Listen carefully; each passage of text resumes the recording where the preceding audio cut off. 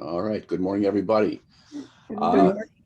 This is the meeting of the Long Grove Economic Development Commission, and due to the governor's statewide disaster declaration relating to COVID-19 pandemic and current public health guidelines for social distancing, which are still in place, I have determined that it is not prudent for the members of the Economic Development Commission or staff to convene in person for this morning's meeting. Therefore, the members of the EDC are attending this meeting by video conference. Those same conditions require barring access to the public for in-person attendance. In light of these limitations, the public is invited to attend and listen to the meeting through Zoom platform or by phone, as indicated in the meeting agenda. To comply with current open meetings requirements for virtual meetings, this meeting is being recorded. All right. So, what we got here? I think we might be a little shy in terms of participants, just the three of us. I suspect that the last square is Bill Jacobs, who has been asked to, Bill, if you're there, just tap on your microphone and say whatever, but this is it so far. I know Mina was not going to be able to attend, and haven't heard anything from Mike one way or another. Mike, I'm here, Oh, Roger. Mike. Oh, all right. I'm calling in, sorry. No, that's great. I thought you were Bill Jacobs. He had some kind of a tooth surgery yesterday and said, don't expect me to talk tomorrow morning, which makes some sense. So that's a quorum. Pam, why don't you do the roll call thing on the record here? Okay, Erwin Steinberg, Here. Mike Elliott, Here, Jay Levin. And you said Mina's not going to be here. Okay. Right. All right. It's kind of a catch-up meeting, at least that's the way that I look at it, because we had what I really enjoyed, that discussion about what the possibilities are in Long Grove last week, and we're probably going to end up circling back to that. But just in terms of taking care of these other things that are on the agenda, thought we'd go through these one at a time.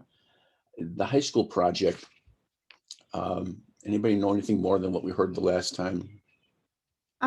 I unfortunately was driving back when Anne had the follow-up, like the closure meeting. Sorry, this cat is so starved for attention.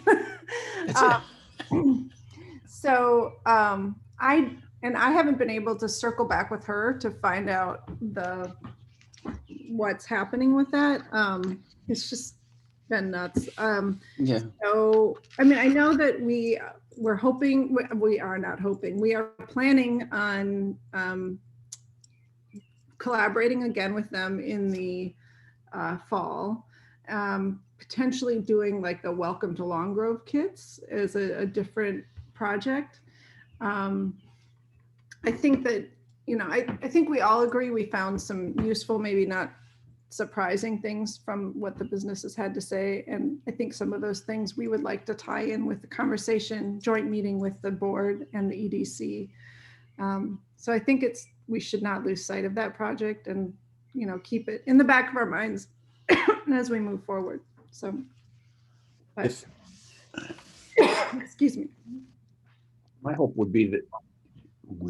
my hope is that we get some kind of document from the people at Stevenson, some kind of a report where they just give a summary of what happened, either from the students themselves or from the teachers. If I follow up with Anne about that, would that be a? I thought, I think Anne put something together. Maybe she just distributed to the board. If the board's seen it, that's my concern. I just, Yeah, let me double check, but I'm pretty sure that Anne kind of compiled a summary of that. So Yeah, I do remember something being circulated to this group, but it should be sent on to the board just so they have a understanding of what we've been doing. yeah, I think it was, but I'll double check on that. Yeah, I guess the other thing we talked about was an article in the Bridge. I don't know if that happened. No, it didn't, and it should. And a link on our website to those projects.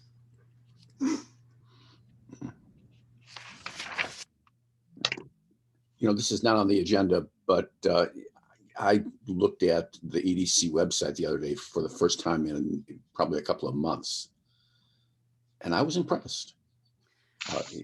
It has made some significant progress for whatever reason, and is a lot richer than it was when we started talking about this. I agree, Roger. When we were going through that exercise of looking at other EDC websites, I kept going back to compare it with ours. I'm like, you know, we have a lot of this. So I think we're on the right track. I hope so, and we keep going down that track. It looks like Ann Kitzmeyer is Trustee Kitzmeyer has just joined us. And can you hear us yet?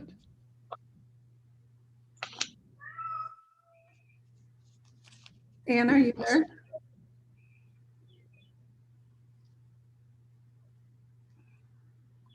Well, we'll get to it.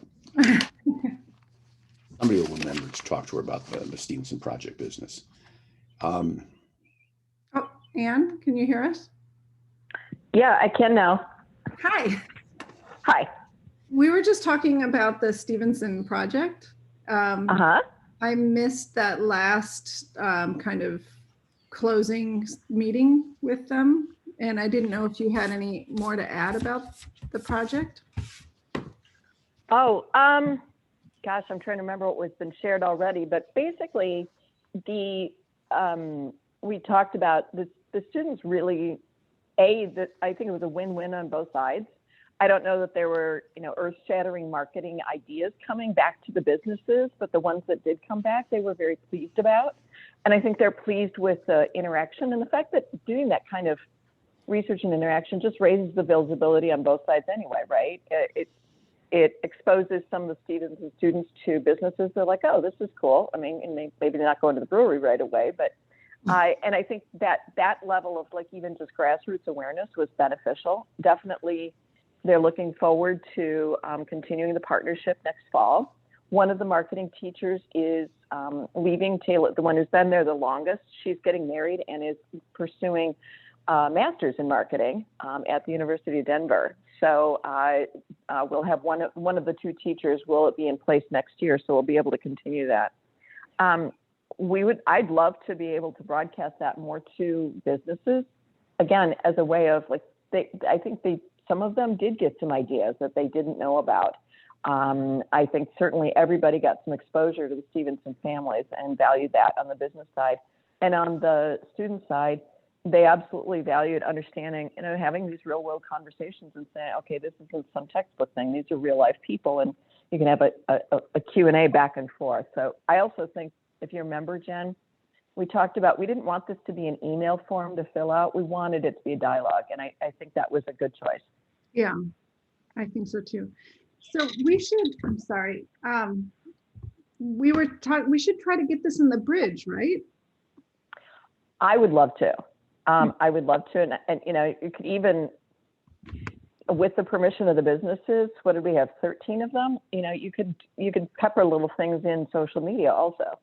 Right. 100%. Yeah, that's a great, I'm still forget we have social media. Yeah, and Jenny, you pointed out that possibly the next project with them would be a little bit different, maybe geared towards like a new resident packet or something like that.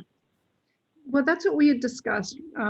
We were kind of in the first brainstorming session. That was one of the projects that we were talking about pursuing. So, and I think there's an appetite for that with the board. So I think that's a good project moving forward.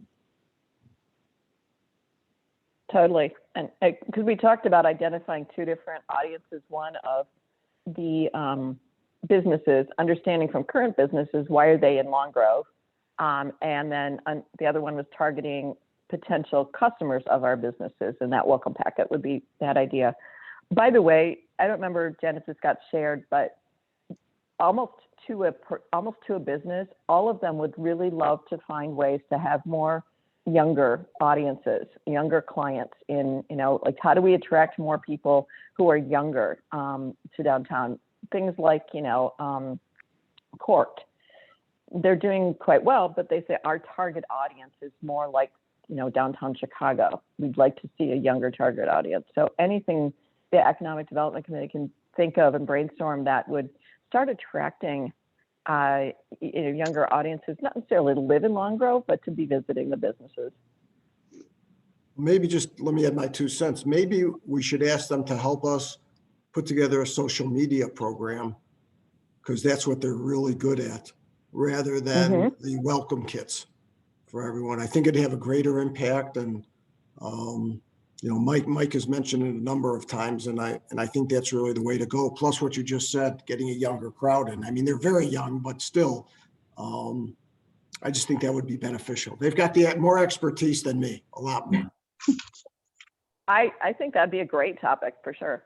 Yeah, and I think and I know one of the businesses off the top of my head kind of expressed, please help, I need help with this social media. So.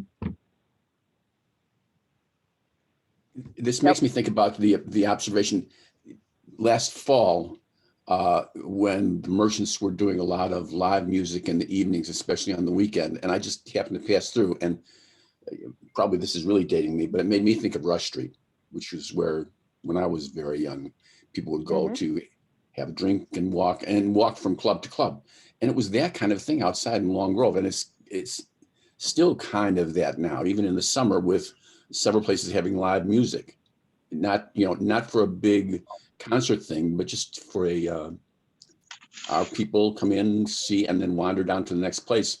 And if you've got 2 or 3 places having different kinds of music, if people in Palatine are looking for a place to go on Friday night instead of during Nelly's or whatever it is, it wouldn't be terrible to have them spend their money in Long Grove. That's a great idea, Raj. I know other towns have done things to tie an easy into that, where they do like a first Friday, kind of put a little bit of structure or support around it. Or maybe, I think one of them might have been the brewery. One of their requests was, can we get more people downtown, not Friday, Saturday? Like, not that he's opposed to that, but he's doing fine Friday, Saturday, but what about the rest of the week? Or doing fine on weekends? Maybe a Thursday night music, something like that. Yeah. And we don't have the human resources that a college town does, but I know college towns will fill up their coffee houses or whatever with people who are just happy to play in order to have an audience. Right. You can find the younger people and give them a platform, and it might be something worth thinking about, talking to the HLGDBA about. Yeah, or I mean, there's the music and arts. I can't remember what the noun was. Yeah. Whatever the noun was, and they would bring in more people who are trying to earn their living do that. But I wonder if the structure or the processes they have in place would support what you just said, Roger, kind of a community open mic. I was thinking, how do you get young parents in there? You have their kids perform. What about a high school band night? Oh, yeah. You have obviously it would be, you would have to be, you're at a brewery, but, I remember there was a brew pub where I grew up that like Tuesday nights were non-alcoholic. Like it was open to kids and they could go in and they had high school bands come. Mm-hmm. So they could go and hang out at a bar, but there were no drinks served. I mean, I think obviously the parents could, but they had to wear like a little, wrist bracelet or something. But it was packed because parents want to see their kids. And, you get that young demographic, The Village Tavern has the stage. They bring in some Lake Zurich jazz group that they've got, or, I can't imagine that they just have big orchestras at high school. They must have some small breakout group kind of. Yeah, like jazz band, something like that. I mean, I think Stevenson does. Yeah. But I I don't know. think there'd be a lot of hunger for being able to do that live also. Even, I don't know if you're familiar with like Mr. Stevenson, you know, it's kind of a weird popularity as well as talent con. I think it was virtual this year for the last 2 years, you know, wouldn't that be great to do live? Yeah. Right. Do they still do the, I can't even remember what it used to be called, but they used to have a Battle of the Bands at Stevenson. And Yeah, I think they still do. yeah, and the faculty band with Rick Dufour was always a big hit. But you know what you're saying is absolutely true. The kids were just yeah.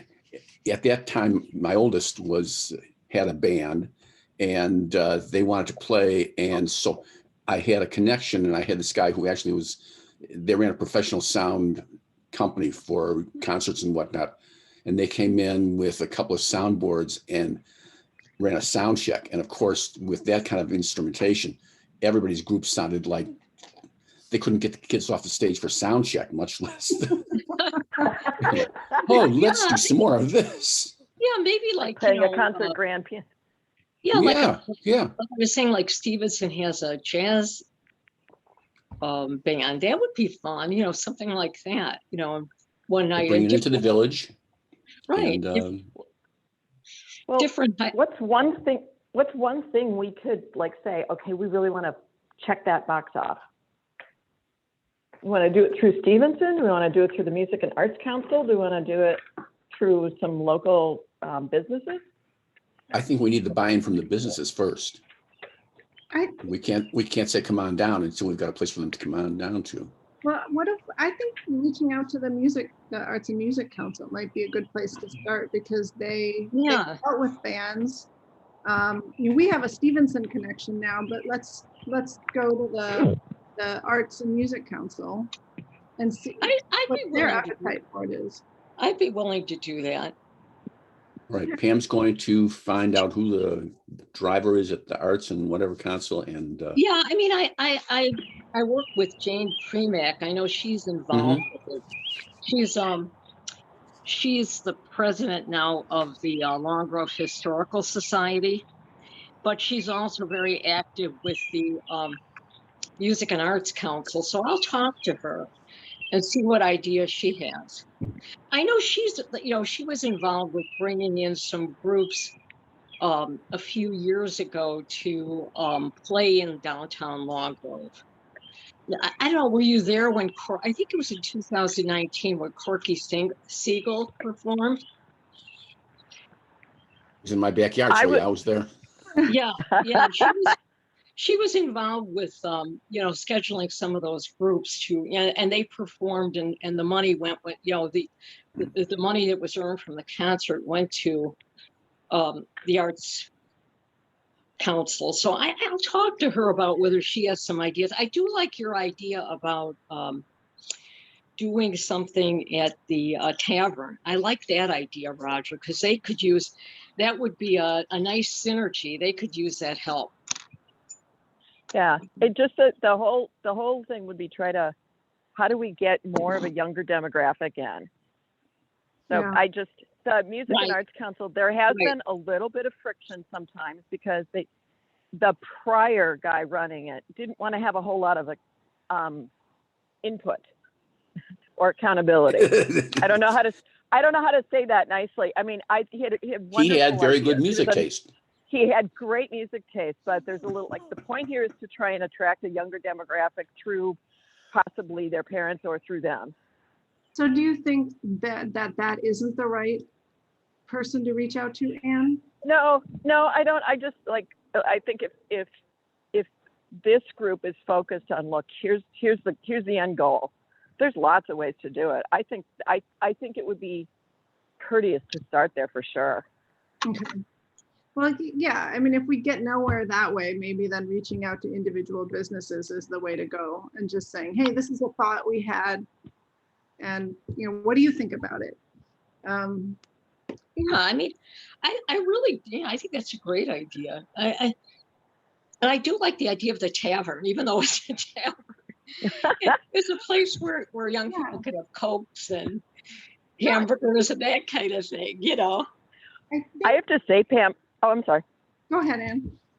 I was just going to tell a little story. Like when I early divorced, I remember going to the tavern. They'd have nights where they'd have musicians, and like my daughter and son would be doing Irish step dancing on the stage because like it was a free for all. Yeah. Yeah. Yeah. I even like the idea of Irish step dancing there. Well, there's lots of Irish dance schools always looking to perform. So So let me try to tie this together. Vis-a-vis Stevenson, going back to that, I really think we should talk to them about social media and how they could help us with that.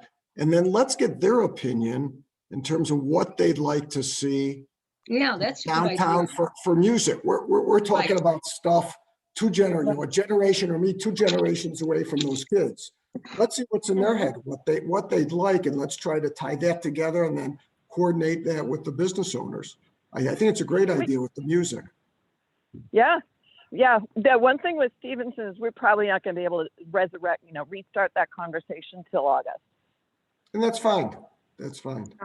Maybe what we should do is try to, and we could do this at our next meeting, just determine what we want. And Mike, maybe we really need your help on social media, how they can help us, what their ideas are, so we can get going rather than starting a discussion. We're thinking about social media, maybe some bullet points when we talk to them that we have available. Just a thought. Yeah, for sure. The other thing I wanted to chime in on the music thing is it would be interesting. I don't know if Amy's on the phone, but it would be interesting to see if they track any kind of demographics. And I don't know how you would do that for what happened with Chocolate Fest this year, because they had a couple different bands that, again, we've got to remember our goal here is to draw in a younger audience, right? So I wonder if the different bands, there wasn't the usual bands that are at the festivals. I wonder if they have any way of knowing, did it attract a bigger crowd? Did it attract, and bigger's probably not right because it was still, pandemic, but did they have any way to track the demographic of the crowd that came for the bands that were at Chocolate Fest this year versus prior years? Because I did notice they were different, right? So it would be interesting to see, or even talk to the people that booked the entertainment for Chocolate Fest and ask them, what was your thought process for booking these bands versus the ones you typically see there? And, instead of working in silos, let's work together, because they're probably trying to do some of the same things, right? Maybe. As far as identifying groups and bands and entertainment that might draw a different audience.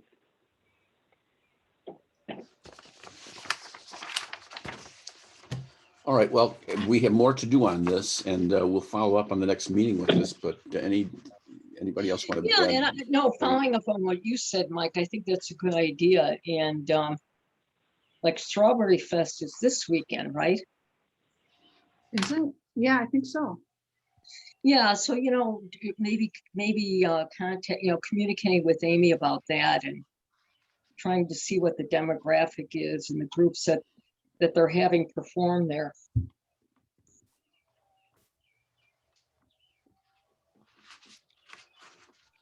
I'd be happy to talk to Amy about that. Yeah, do. And, to the extent that any of us goes in and looks at Strawberry Fest, try and think about it in terms of who are these people? What, how old do they look or whatever? Yeah, I know my daughter is planning on going Friday night. She's 30, and she's a little more up on some of the music that we would be talking about to attract that. We're gonna put her in charge of bringing in the young crowd. So tell her she's got to come. She can come, but she has to bring 40 friends. She has to bring 40 friends, right? Right. Once again, this morning, I jumped right over the approval of the minutes of the prior meeting, second meeting in a row. So if we could please circle back, everybody's had minutes from the last 2 meetings. And does anybody have any additions, corrections, or modifications they'd like to propose? I didn't think so. They look good to me. Can I get a motion to approve?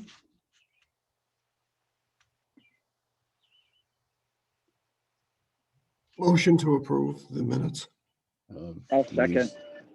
All right, moved and seconded. Anybody opposed? Hearing no opposition, they are approved officially. Thank you. So the next thing on the agenda is the How'd You Do It videos. And I've been working with Kevin, Rita's husband, and things have kind of, for whatever reason, drifted off. We've got the popcorn place person who's willing to do it. And we've got Kevin who's willing to do it. And we had Kevin sharing his schedule because he's the key to the whole thing. But then it kind of stalled, or didn't stall. It's just it hasn't happened yet, at least not to my knowledge. So I'll follow up on that, Roger. I know that Eric was willing to do it, but I'll go down and talk to him and see what might work. yeah, I mean, he had a range of dates, and it's really to his convenience. Kevin's very open about it, but it's one of those, let's just do it and have it done with. Okay. So on that one. The next item on the agenda is lists of brokers and or developers. Yeah, I circulated something to, I think I copied you on it, Roger. I work with someone at the ELA library, and they,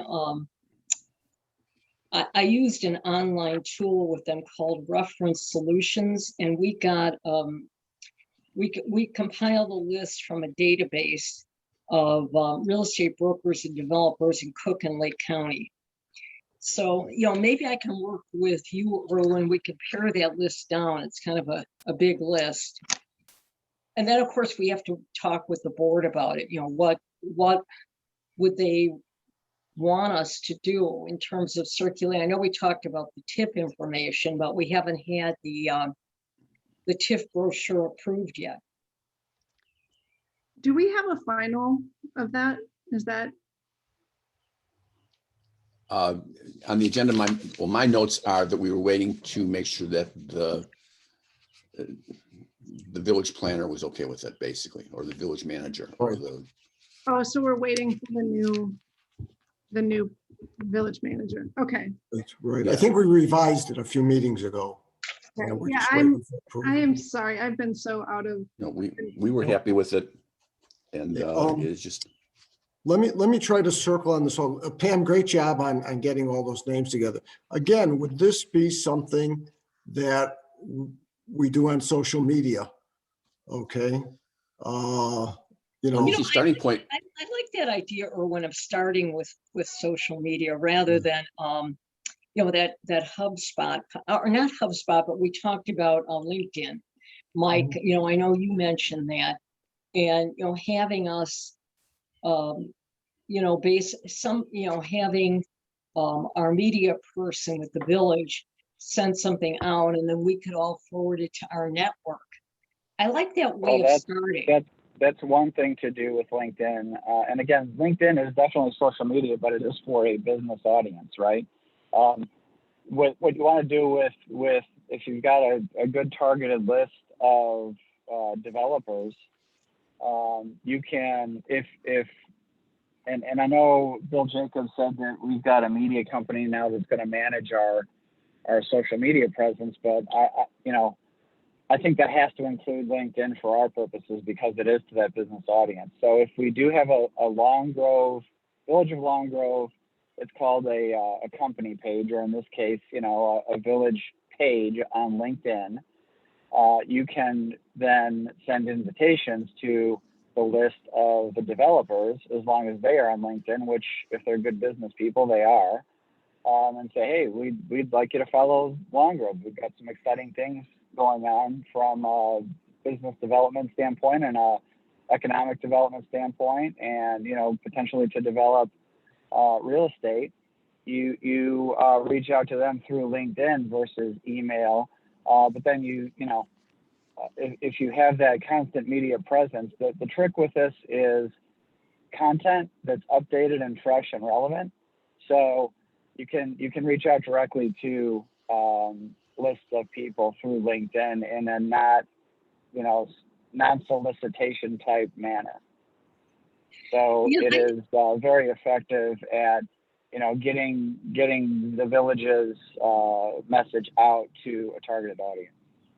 I like that idea, Mike. I mean, we could kind of cross-reference this list that we're preparing, that Irma and I are working on, of real estate developers and brokers, and cross-reference it with folks on LinkedIn and whatever other people we have on our own networks. Because Right. For sure. I do have a number of developers and real estate people on my network with LinkedIn. So we could I like that idea because it's a little less formal in the sense of sending somebody an email. Right. But, All right. And then you know how you get this started. I'm sorry I interrupted you, but you're exactly right. We reach out to our own connections in that field first, and then they may be connected to other people, right? So the way LinkedIn worked is that if you post something, and let's use Brian from CBRE for an example. We say, hey, would you mind following the Village of Long Grove? And then would you do us a favor and like or comment on all of the weekly posts that we make on LinkedIn about what's exciting in Long Grove? The minute he likes a post, and more importantly, comments on it, then people in his network start seeing it. So all the other CBRE brokers that he's involved with, it starts getting into a certain percentage of his network's feed. So that's how it socializes, for lack of a better term. Yeah, right? I think that's a perfect way to handle this because, we can start that dialogue and without something as formal as some email, and Exactly. and we can get, our own connections involved with it too. I mean, we could send it out maybe more broadly to this list that we can have through LinkedIn, but then, maybe a special invitation to our own followers.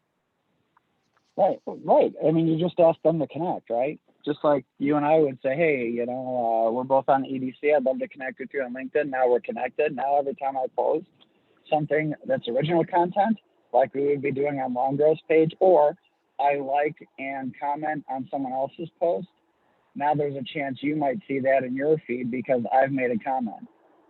And so that's why it's so important that if we take the Bridge newsletter and parse it out over, once or twice a week, and then we all have to get on LinkedIn and say, hey, check out what's happening in Long Grove this week, right? Right. You can't just like it, you have to comment too. That gets it more visibility in your network's feed. So, and again, we can do a 10-minute, here's some LinkedIn best practices for this. There's all kinds of free tutorials on the web about how to effectively use LinkedIn, not only for building networks, but for, sales. And in this case, it's not necessarily selling, but it is awareness, right? So it's not hard at all. And it just takes consistency and everyone doing it every week to get the message out. Yeah, but it all starts with having a Long Grove LinkedIn page that we can post on, and then we can reference on our own personal LinkedIn pages. And so, when we brought this up the last time, I know Bill said that there's this media company managing the social media. I don't know who that is, but and I don't know if they would charge us extra to manage LinkedIn other than, I'm assuming they're doing Facebook and maybe Twitter and Instagram. I don't know anything about it. I should probably educate myself on what we've hired them to do. But, they're doing Facebook and that next door neighbor thing. Yeah, and next door. Yeah, I think okay. it's like $500 a month for each social media platform. think that's right. Okay. And if they don't want to add LinkedIn, we can manage it on our own without a media company. I mean, it's not complicated. But if Yeah, it's worth the extra $500 a month, we can do it. I just don't want to go rogue and do it without the board.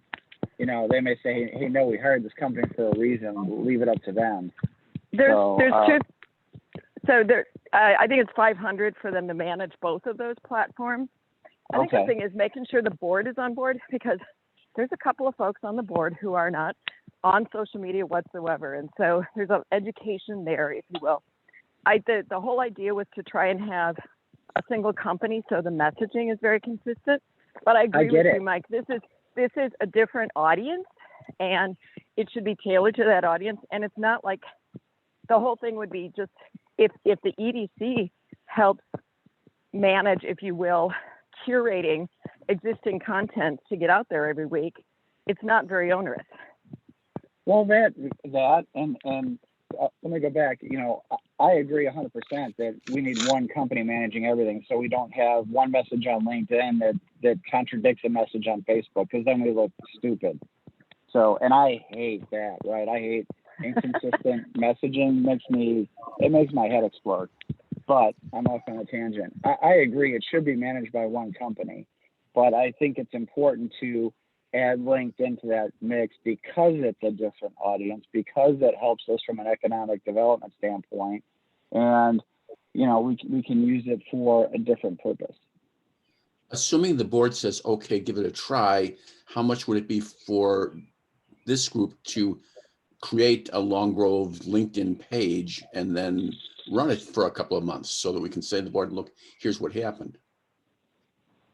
Well, again, you want to work in coordination with that company because you want consistency of message, right? So I would say let's present this to the board and say, how much extra would it cost? And let's present our case to say, here's why we need to add LinkedIn to this mix. Because economic, Facebook and Nextdoor aren't going to help us from an economic development standpoint. LinkedIn will. And so, Mike, right. Mike, how do you feel about framing this in writing so that we've got a memo to the board kind of a thing? Rather than, I'm happy to do that. I'm happy to do that. I'll put it all together. Let's put that on the agenda for next time to look at the. Yeah, I'm sorry, Pam. Go ahead. If you can put something. I am not a social. I'm one of the trustees that does not have social media, but I'm open to it. So any background info that I can bring to the board would be helpful, because my terminology is probably very not great. So, and even maybe if you would, the night we presented, if you want to come to that board meeting, it would be good to have a marketing person to kind of sell it. Yeah, and I think, as you're saying, Mike, I think LinkedIn adds another dimension, because you're dealing with business people, and we could gear it towards these brokers and developers. We can, the ones that we have on our own network, or this other list that we could create. And, even if we have somebody who is directing the content, which makes sense, but, we can emphasize the, the particular items that relate to the economic development area. Like, for example, the TIF, when we get the TIF brochure approved, well, that's something maybe that we can have summarized, and this media company can help us put it in into that context, and for delivery through LinkedIn. That's right. And here's the beauty of it. It's all additive, right? And it's not instead of. So we're going to do a TIF brochure. All you do is you post that on Long Grove's LinkedIn page and say, hey, check it out. Long Grove's got a new TIF. If you're interested, click here, right? And then people like that and comment on it. We all do that. We get Brian and his colleagues to do it. It circulates very quickly. And that drives traffic back to the EDC microsite, because people see it on LinkedIn, they click, you get that click through, goes right back to ED microsite. You see your traffic go up, right? So you start getting your views going up. Then as you continue to update both the microsite and LinkedIn with value-driven content, that helps your SEO results, because Google's algorithm looks at how frequently are you posting new content? How relevant is it? Is it video or text, right? How many keywords are there for certain searches? So if if a developer goes, hey, are there any active TIFs in Northern Illinois? Long Groves might pop up higher on that list of search results because we're actively posting content. So we're already developing a brochure, is my point. It's no extra effort, or next to zero extra effort, to then post that on LinkedIn and get it circulated, versus just dropping it on a microsite that no one comes to, or just emailing it out and you're not even sure if it gets through to people's inboxes or it goes in their spam filter, right? It's just one more way, and probably the most effective way out of those three I just mentioned, to get it in front of eyeballs. Let me add my 2 cents on that. And I'm not a social media person, but I just went on LinkedIn and I did a search for Chicago real estate developers. There must be hundreds of members on that. So that's a subset. We go on that, Pam, we don't even have to worry about the list, and we get people to connect. I mean, I just went, here's someone who is involved in music and real estate. Here's someone who's in development of shopping centers, banks in real estate companies, attorneys. I mean, that's what they're going to look at. That's our marketing.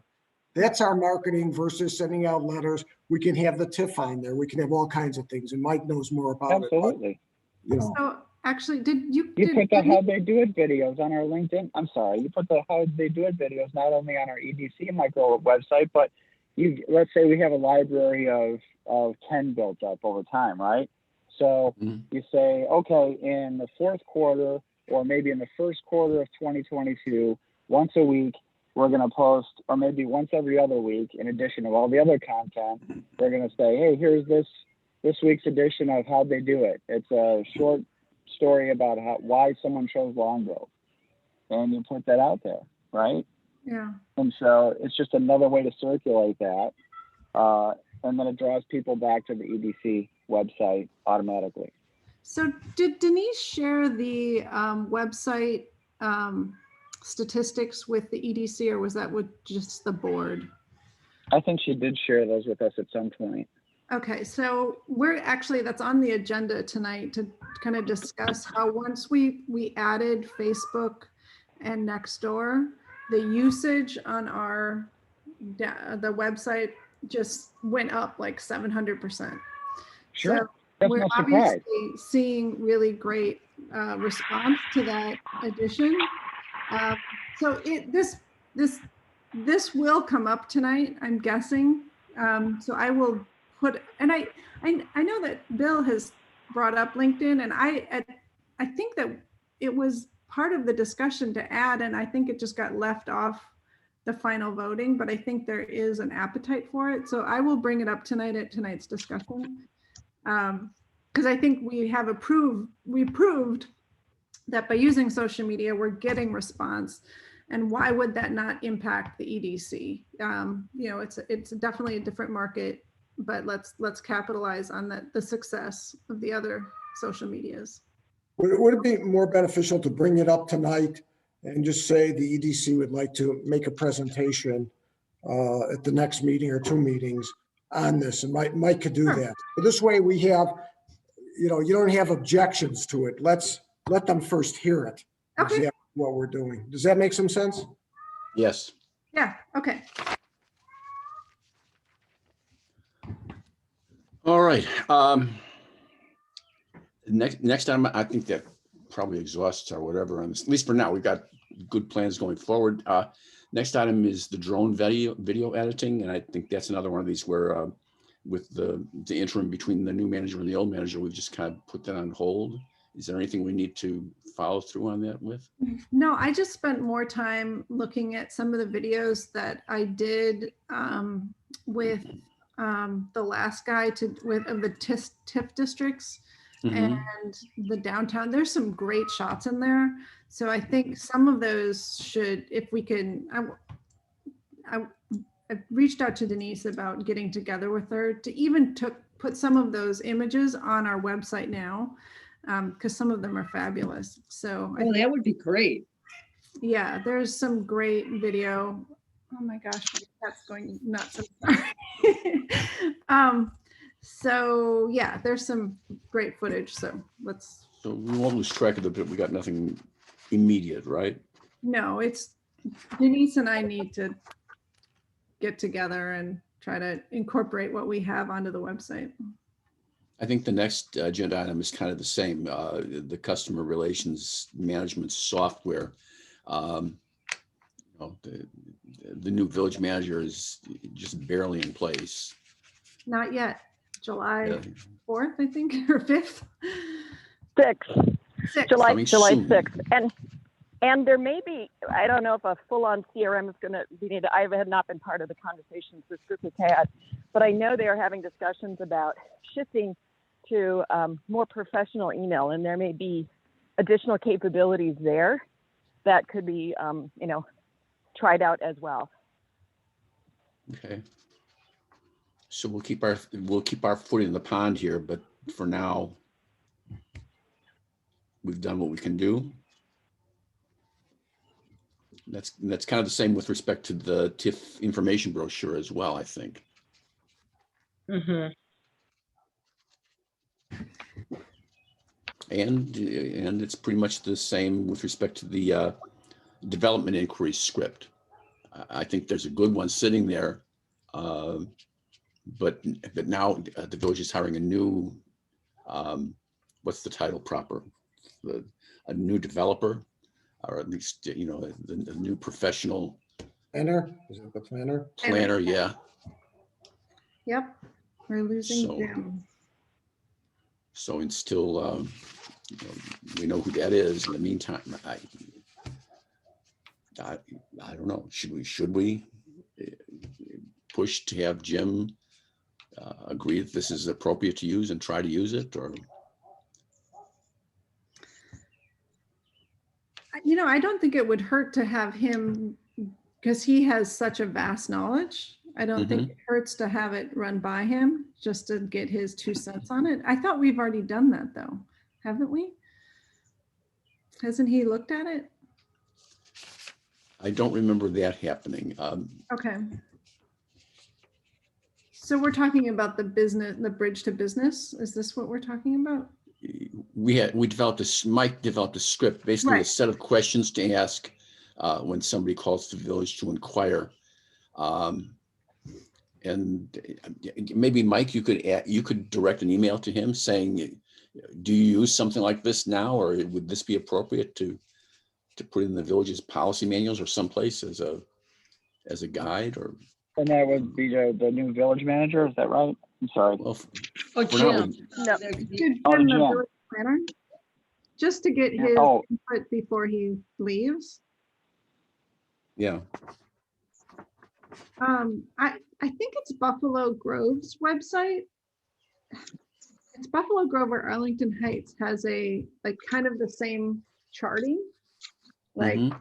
the decision tree. If that, I thought they did it but really. this isn't the bridge to business. We're talking about two Oh. separate things. This is something actually, Erwin put it together and I just put some input, so I have to give credit to him on this one, but it's just a list of questions that we could ask to, if we run into someone who's talking about maybe locating a business here, it's just, I don't know, 6 or 7 questions that we can ask. And the idea there was, if we were going to start using a CRM tool like HubSpot, these are the basic bits of information we want to gather from the person.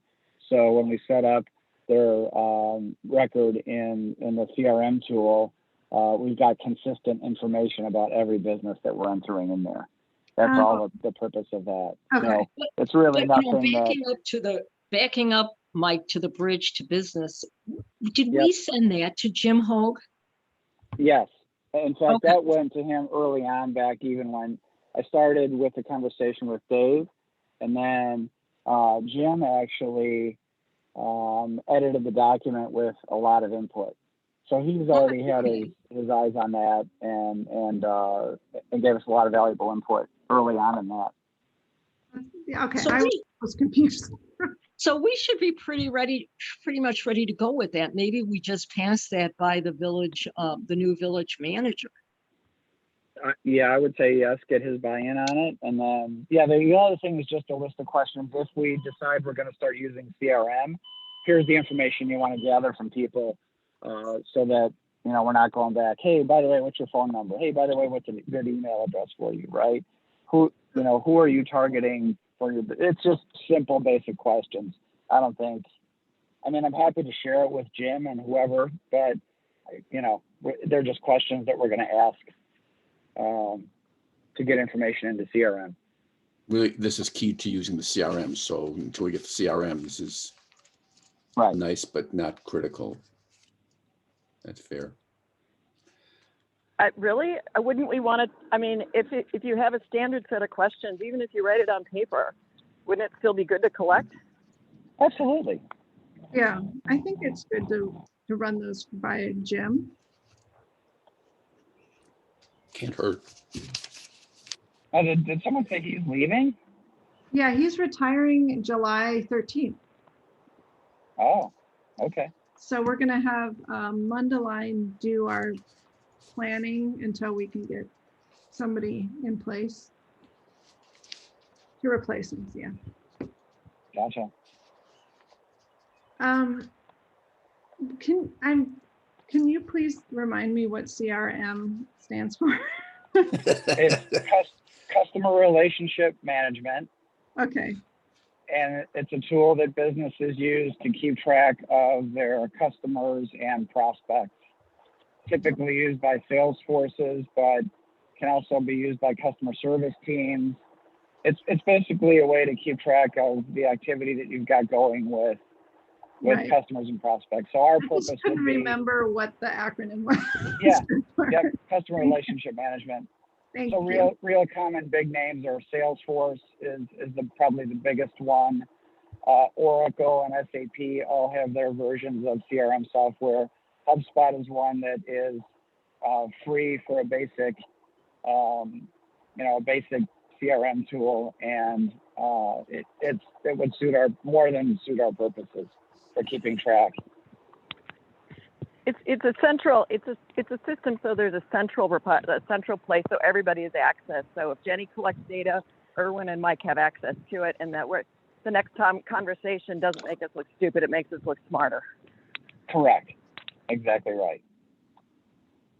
And so you keep one central repository of all the conversations you had, all the proposals you've generated, all the letters you've sent. It's just a way to keep track of the activity that you've got with everyone you're interacting with. I've got some notes. I've got a bunch of notes in a notebook, literally, where I've tried since, the first time I had a developer call me, because somehow he got my number, and I got so excited about talking about development possibilities, I forgot to get the guy's name or phone number, which is just, and I had to backtrack from the number on my cell phone and figure out who it was I talked to. But, having that kind of discipline in the sense of here's the procedure and here's what it looks like, I think is helpful for everybody, including the members of this group. Okay. Somebody talks to you, write it down someplace and then save it for us. So that's the idea, and we're working on it, and hopefully we'll get better at it soon.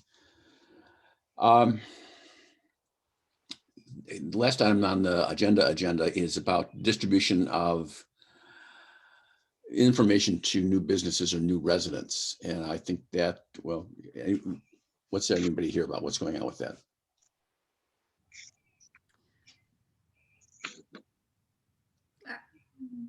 I think there's an interest, but I think it's one of those things that has just fallen off the back of the plate, and it's, I think we're all kind of in a stasis until the new village manager comes on board. And I think there's interest all around, but part of it also was, this was potentially a project to collaborate with Stevenson on. So that was holding off until the fall.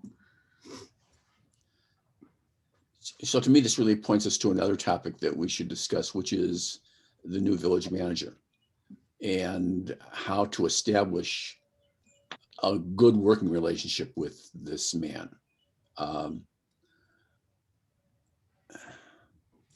Ideas, anybody? Just, I know that he's interested in his first 6 months is getting to know all of the different players in the game. So I'm sure he will make he will come to the meetings and introduce himself and get to know us. I think that, I mean, is this the time to discuss that Denise is no longer going to be joining us at the meetings?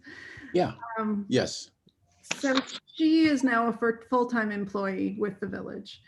And with that becomes a whole different set of responsibilities, and to expect her to come at 6, be here at 6:30 in the morning and then have to do a board meeting the same day until late at night. It's just a lot to ask of anybody. And so I think for me, there's an interest in the new village planner potentially becoming I'm hoping that the person that is hired to replace Jim has an EDC bend, and they might be our visiting staff member to come and attend the meetings periodically. I think it's not reasonable to expect participation at every meeting.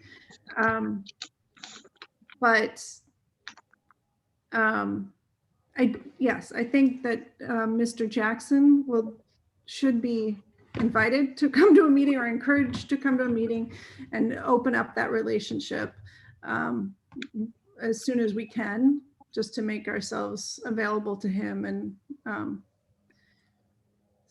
but unless he says, I want to come next week to us,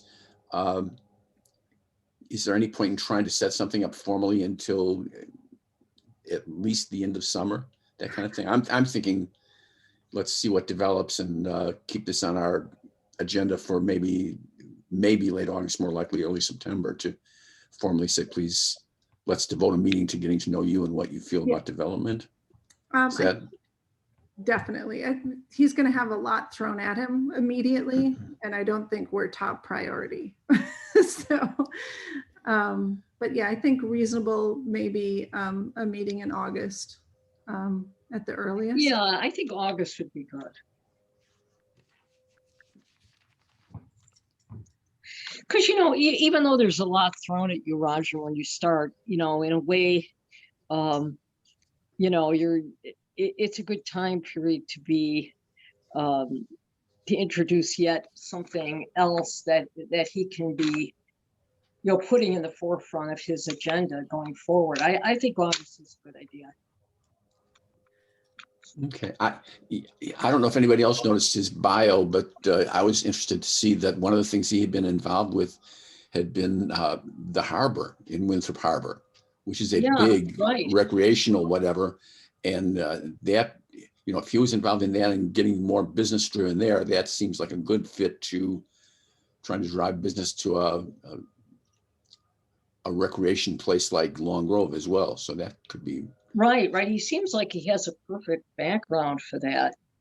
And he's spent a lot of time in Long Grove. He has a long history. He knows the history of Long Grove. He's been coming here for years and years and years. So I think that's good. Absolute. So the other piece of this is the discussion. It sounds like more people have had the discussion than I had with Jennifer about, do we really want to meet twice a month first? And do we really want to get up at 6:45 in the morning to come to in-person meetings? Because there's nothing that says we have to meet twice a month. And even more, there's nothing that says we have to meet at 7 o'clock in the morning. I was scratching my head trying to remember why we started with that. And the best I could come up with was that Mike Sarletto thought there was some energy in having the meeting and being there immediately before the village meeting, so everything was fresh in the mind of the people who participated about what was going on. I think, Roger, it was originally to make sure it could attract enough business people outside of their business day. So that was the time, the 7 a.m. time. Right. I think the same day as the village board was just a matter of convenience. There's nothing magic about it. It was just easy to remember. Well, Nothing yeah, magic all though. the people, Right. I do think the 7 o'clock time was to accommodate, you know, to work around people's work day. You know, and you're right. I think that's true, Anne. You know, that was what Mike's thought was.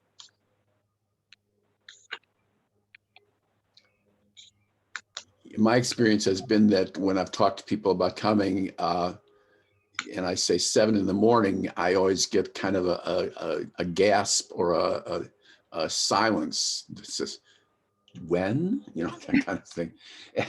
And, you know, to the extent that they're giving up their morning or they're giving up a piece of their evening, when we're talking about bringing people in from the outside, we've always been, and I think it's been successful, very flexible in terms of saying, we've got this window. You tell us when within that window, and we'll work around your time. And they've shown up even at 7 in the morning or whatever. And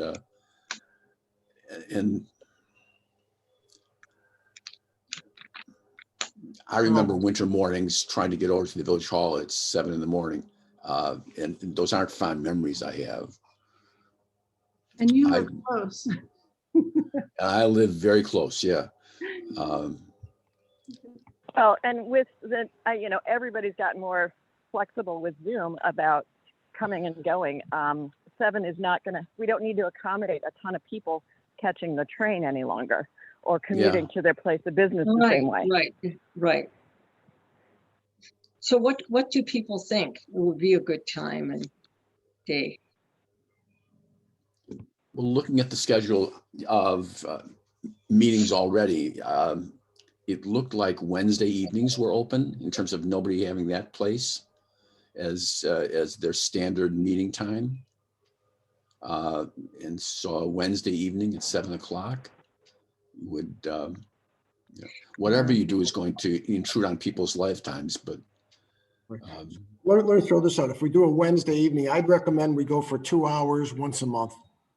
Because it seems like we regurgitate certain information and maybe we could, at the end of, maybe carve out 15 minutes at the end and develop a to-do list that we all agree on. So we have the agenda for the following month. We know exactly what we have to do. Yeah, I 100% concur that I think 1 meeting a month should be sufficient. The one thing that we could potentially do, and what the Plan Commission and the Architectural Commission do, is they have 1 meeting a month. They have a second one planned on the agenda that is only as needed. So if we have something that's We'll just urgent, cancel. we don't want to wait a month. We have the potential to do a second meeting, but I think meeting too often can sometimes be a hindrance to productivity. All right. I mean, I second your thought, and I think that's a great idea. Anybody else? Any other? So is this something we'll implement at some point? Like pick a date or? Well, I think that the thing to do is to actually have a motion and then take a vote. And then we'll simply present to the village manager or to Denise, we need to change the publication of our official meeting times from what's published now to something that says Wednesdays at 7. So Roger, I'll move then to change our meeting dates to Wednesday evening at 7 p.m. once a month for 2 hours. And we will also schedule alternative meetings. Ann, is it, or not Ann, was that right? What was the terminology someone used? Like a backup or contingency. Yeah, and we'll have a backup if we need it. whatever the wording is on that. That would be, Is- yeah. So which Monday? First, second, third, fourth? Well, yeah, I think it should be a Wednesday before the board meeting, so not right after the board. Right, We're not right. meeting. So it I either agree. first or third Monday of the month. So probably the first. Probably the first, yeah. yeah. I think I have a conflict on the third with another organization, so. Okay. All right, so Do we if we need say to the run first, this by Mina and Jay? Yeah, I'm thinking we should do this next time because we could get the buy-in of, they can look at their schedules. Right. Okay, so let's put this on the agenda for next meeting. Is that better it? still, can I have a motion to table the motion?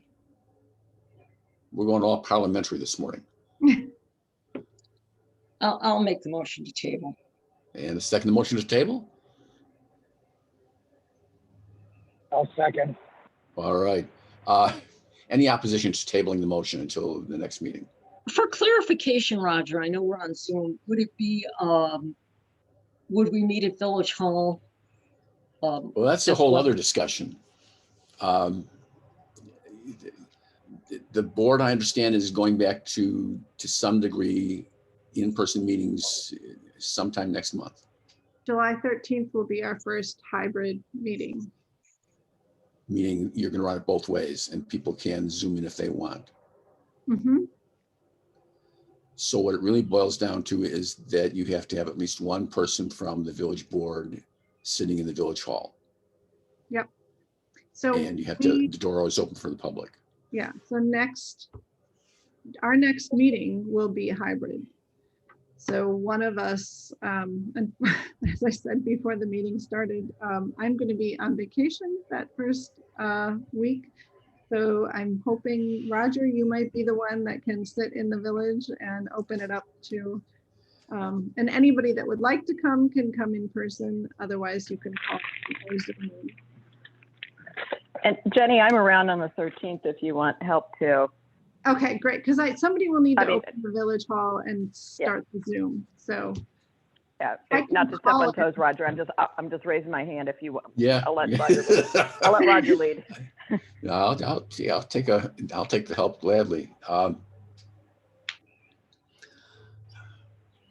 So our next Okay. meeting will still be on Tuesday then, and we'll, yeah, maybe we should send an email out to Jay and Mina and just kind of say, hey, this is up for discussion. Throw out, are you okay with this? If not, throw out some ideas. I'll try and actually follow up old school on the telephone and get a confirmation that they understand what's going on. And Okay. but we'll do the email too. But yeah, that's a really good point. Let them because it impacts everybody's lives. Yeah, all right, so that's, and then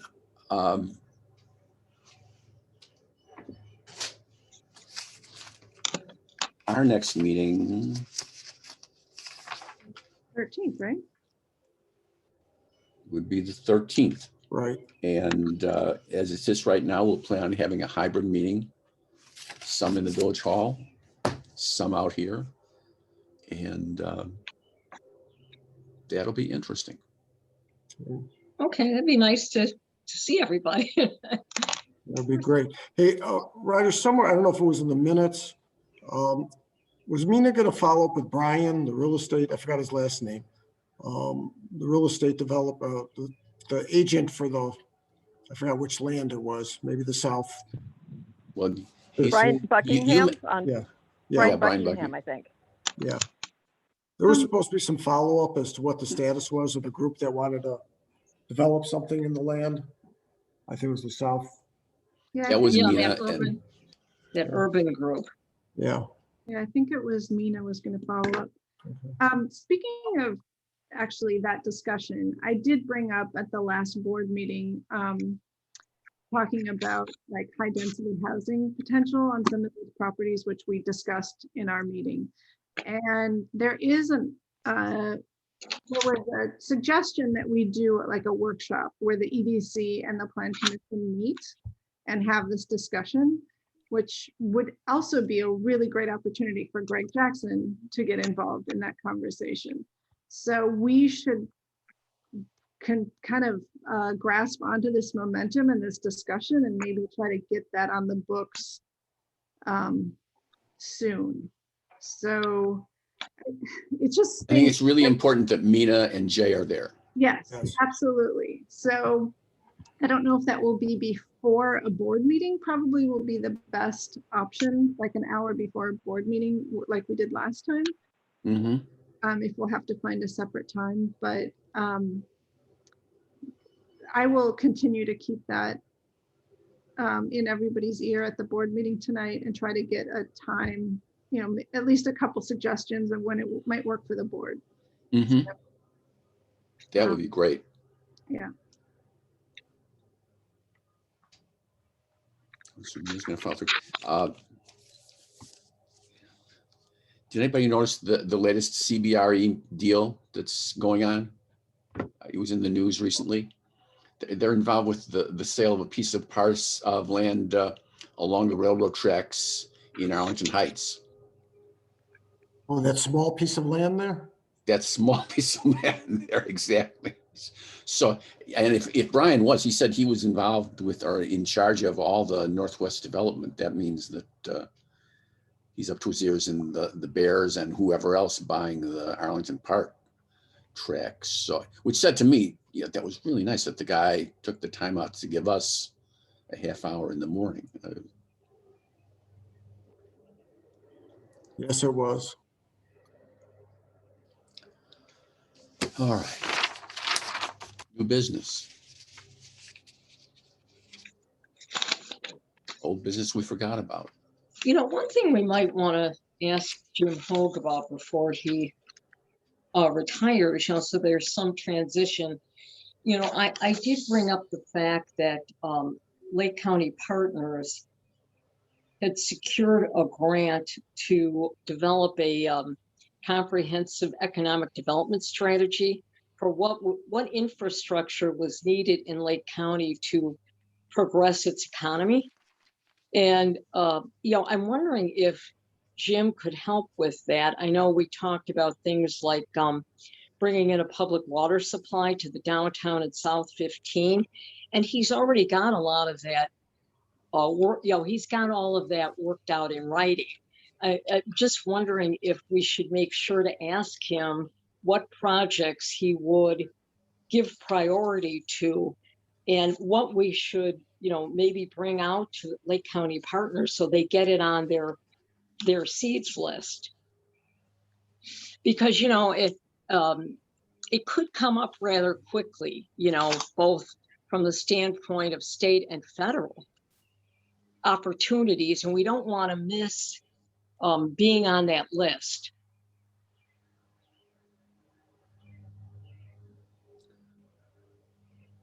I suspect that he won't be willing to do anything unless somebody from the board tells him it's okay that he does that. But I think it's a great idea. He's, I know that Bill Bowling has talked with him about could we do some arrangement after he retires. There are certain regulations with the Illinois, whatever, the municipal employees retirement system. He's kind of fixed on that date, but Jenny, I don't know if you've had chats with him, but it certainly would be cool if we could at least download some of his knowledge between now and July 15th. Yeah, absolutely. I can reach out to him and try to set up a meeting and just say, hey, what questions should we be asking you before you leave, and any words of wisdom you want to leave behind.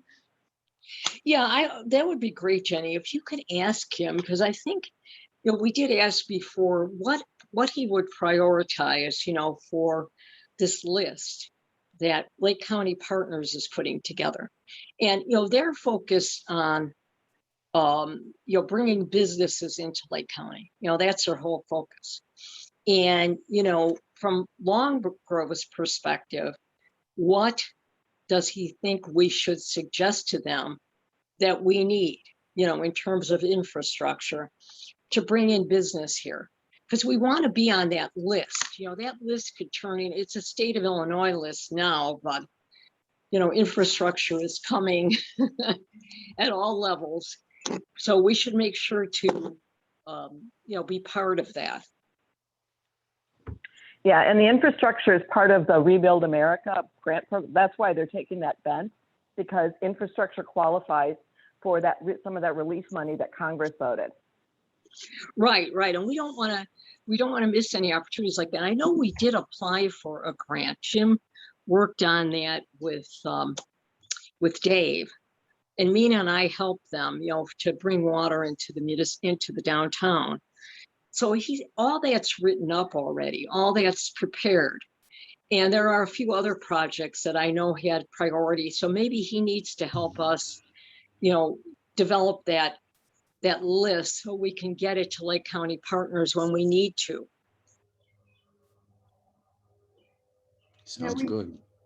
We did submit a grant. And did we ever hear back on that? I don't think we heard yes. I don't think so. Yeah. I don't think so. And I just, and not to be nitpicky, but we do have public water in those areas. We just don't have Lake Michigan, higher quality, higher volume water. Yeah, right. We were going to connect it to Buffalo Grove for Lake Michigan water, and they had approved it. I mean, Buffalo Grove was willing to do it. And, you know, that was part of what you needed to prove for the grant. You needed to prove that you know, that your partner municipality would have would present an agreement, and we had that. So I don't know. I mean, that's another thing to follow up with Jim, to see where that stands and to see whether there's another opportunity for that, or should we put it on this list? I think it's on his list. I think it's on, I mean, we've talked about it repeatedly on the board. I think it's pretty top of discussions. So that one I'm not worried about, but I just don't know if there's other things that, you know, for me, I think of pathways is a big thing, trying to connect our communities. And but I mean, I personally feel like we do have a list with the village, and we have discussed it, but I do think having a discussion with Jim and just making sure that there's nothing that, you know, we're going to lose. I know we're going to lose a lot when he leaves, because he just has so much knowledge, but hopefully he'll take a phone call too as he moves on to retirement. Well, Jenny, that's perfect. If we can get his list, because you're right, there are already 3 or 4 things that were on the priority list, and maybe get his opinion about what, you know, what we should perhaps be discussing with Lake County Partners, or getting on their list. Okay. Sounds good. All right. One last call. Anything else? Anybody? Hey, I have one thing, and I apologize. I think I left 2 weeks ago meeting early for a different meeting, but Roger, I'd send you a note. I got an interesting email that there's a big group from the state of Illinois, and it may have already happened, but they were going to some international business development event to try and attract businesses to come to Illinois. And all the big players were a part of that group, including Lake County Partners. And so I don't know who's got the best relationship with Lake County Partners. It might be worth a call to say, hey, what came out of this meeting? And obviously, you know, I shouldn't say obviously, I'm assuming they were going after, you know, bigger international companies to locate in Illinois, and obviously Lake County to locate here. But I wonder if there were any smaller organizations that were part of that meeting that may not have caught the attention of, you know, some of the bigger municipalities or county organizations that might be a good fit for Long Grove, that might be a source for any leads.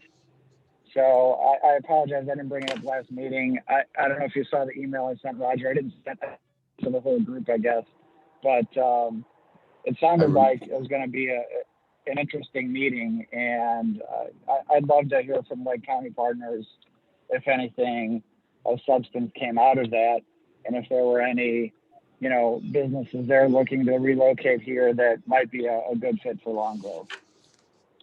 Yeah, that's a good suggestion, Mike. I mean, I could set something up for us to talk with our contact. Would you be be available to do that? I mean, I can. Yeah, I'd be happy to. Okay. All right, that sounds like a good idea.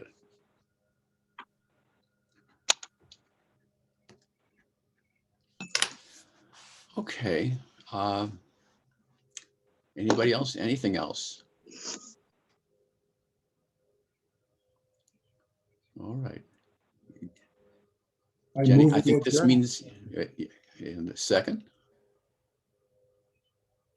Any second to the motion to adjourn? I'll second. Thank you. Any opposed? Motion to adjourn is passed and we are adjourned. We can turn off the recorder. We don't have to necessarily say goodbye, but